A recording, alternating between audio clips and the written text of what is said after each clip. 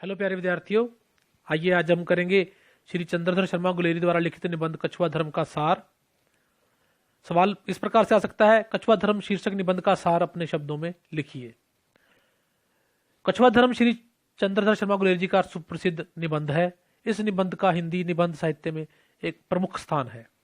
इस निबंध में गुलेरी जी ने युगों युगों की भारतीयों की आगे बढ़कर मुकाबला करने की अपेक्षा संकुचन कर लेने की प्रवृत्ति पर करारा व्यंग किया है और अप्रत्यक्ष रूप से भारतवासियों को अंग्रेजों के विरुद्ध संघर्ष करने के लिए प्रेरणा भी इसी निबंध के माध्यम से दी है। भारतीय समाज के प्रथम नीतिकार मनु महाराज ने भी इसी ओर संकेत किया है। पुराने से पुराने आर्यों ने इसी प्रवृत्ति का अनुसरण किया है।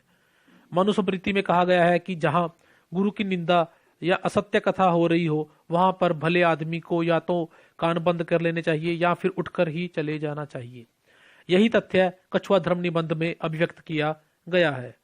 मनुस्मृति में यह नहीं कहा गया कि गुरु की निंदा करने वाले का जबड़ा तोड़ दिया जाए या फिर मारकर उसका मुंह पिचका दिया जाए, ताकि वह फिर कभी मुख से ऐसी बातें ना कर सके।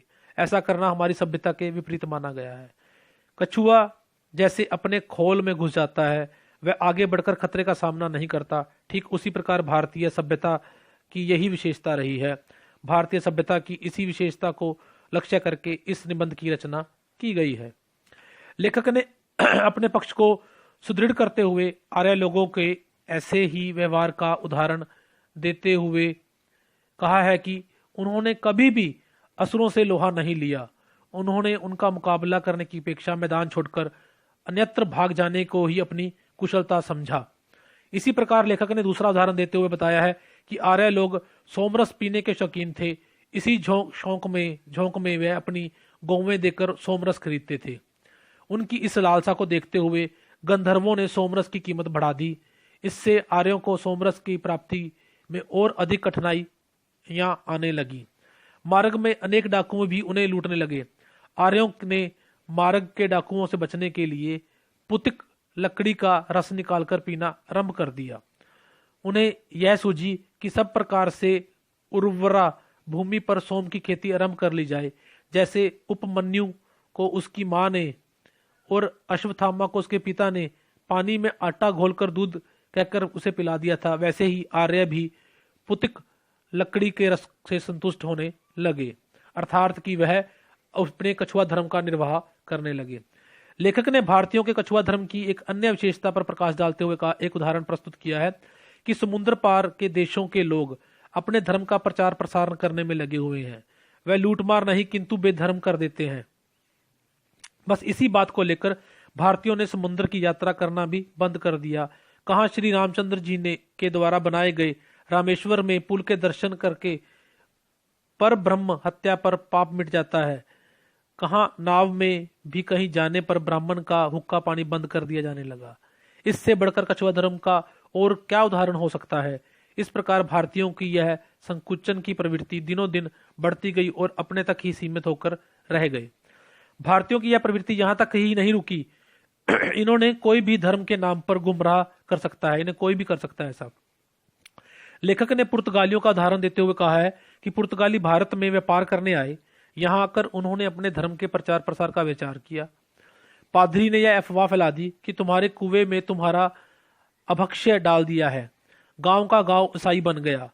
किसी को यह बात नहीं सूझी कि इसके दुष्परिणाम को दूर कर लिया जाए।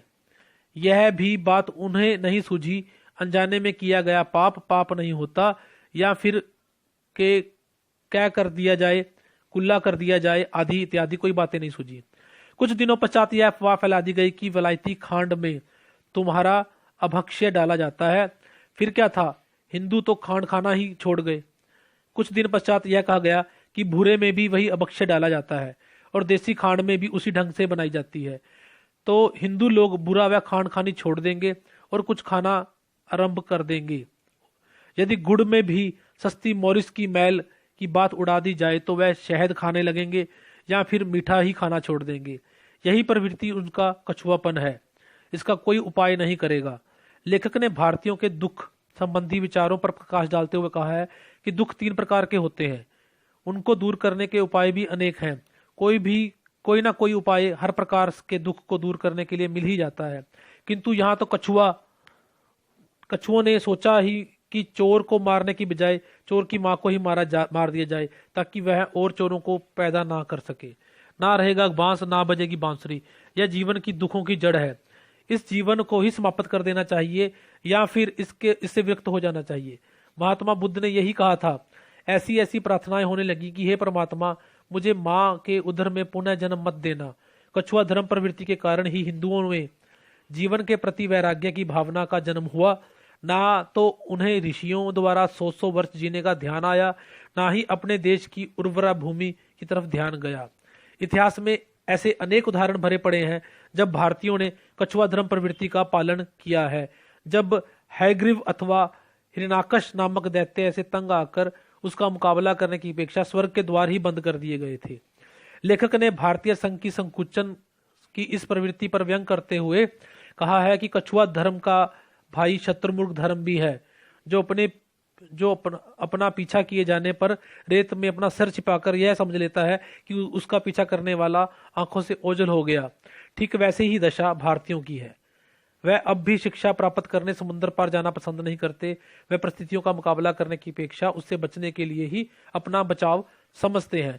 और ये कछुआ धर्म का पालन करते हुए भारतीय समाज आज भी हमें कहीं ना कहीं दिखाई देता है। निबंधकार अपने निबंध के माध्यम से हमें हमारी इस भारतीयों की इस कमी की ओर विशेष रूप से ध्यान दिलाने का प्रयास करते हुए दिखाई देते हैं। धन्यवाद विद्यार्थियों।